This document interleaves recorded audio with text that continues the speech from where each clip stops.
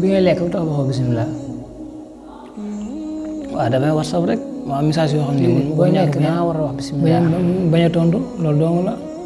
lekk dañ koy wormaal te yow mënum jëmm nga xam nga ni nga toogee nii baaxul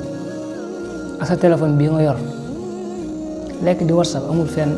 téléphone sànq na leen rek maanaam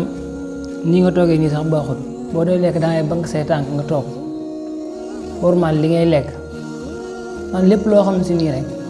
luy dundal doomu aadama la muy lekk di naan ak façon xeet lekk bu mu mën na doon rek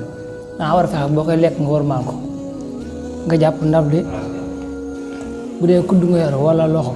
nga maîtriser li ngay lekk fexe ba doo tuur dama gum jëm nga bàyyi xel ci li ma la wax bu baax a baax a baax wax nga dëgg am na solo trop ngi tuub bu baax dañoo xamul woon rek tey mbokk moom lii képp lay jariñ maanaam gis loo xam ne nii dafay lor jëme ci yow ak fànn gu man di doon nga woo ko wax ko ñu ngi lay sant bu baax a baax a baax bu la neexoon tamit nga téye sa bopp rek bañ ñoo wax dara bàyyi ñu def lu ñu neex te fekk ne dañoo xamul ndax bëri na ci nit ñoo xam ni xëy na xamul te doon laajte ki nga xam ni na xamul te doon laajte moom dañ koy dimbali rek wax ko su jëfee baax na bu jëfut tamit boppam bismillah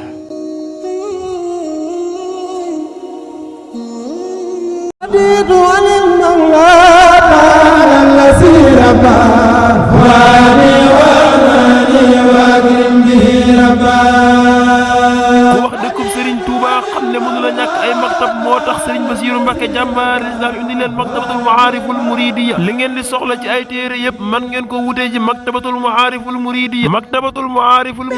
am nañu ay kaamil alquran ay téere xam-xam ay xasaay di Cheikh Ahmadou Bamba am nañu ay parfum yu neex a am nañu ay cuuraay yu neex am nañu ay jàllaabi yu rafet ay jàllaabi yu góor ak jàllaabi yu jigéen am nañu itam ay dàll ay mbaxana ay jaaro ay xeeti kurus ay sajaada ak mboolem yi ngeen di soxla ci ay maktab man ngeen ko wutee ji ci maktabatul maariful muridiya yow mi photocopie moo xam duruwaar wala en couleur mën ngaa dem ci maktabatul maariful muridiya nag mi ngi fii ci Touba te liñ juga Kébé ñaari étage digganteem ak jumaa ji mi ngi toll ci 500 mètres boo bëggee jokkoo ak ñoom mën nga jokkoo ak ñoom ci 77 759 54 54 wala 76 026 42 42 wala 33 978 54 19